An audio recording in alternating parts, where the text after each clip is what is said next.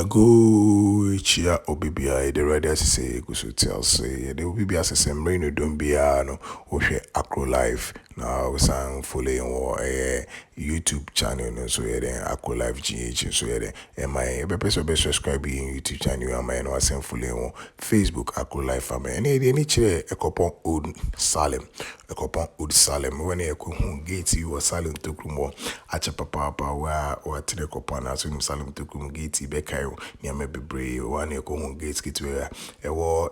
dongi ase e wo dongi ase wo Salem to krum na ni pimpin si na Salem to krum so ayeden ay afa one e ko inside ni ko hu se na sa don no steps na de ete one e fro steps no e hwe se be bo de afro steps na ko hwe na e wo show e don no kwa na wo na se bibi nkwa na e wo steps na e de hu e ja e ne fiase se afro steps ya kwa ko hwe na e wo show ka don no me di mu se don na wo but na me ni se bibi fufuru bibi kan wana nti yenko na ko hwe na wo e ja ye ko ya pedi ko hu sampa don no ho don ache pop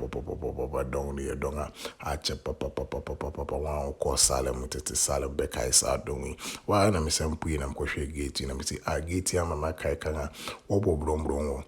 Salem Park so obo blom so wa ko hwe bi kura be kai we mu was a gate kitwe we are open inside but obi nkum since na story be den kakra ho Salem Park na we ni tell you Salem Park na from kan se na me kan no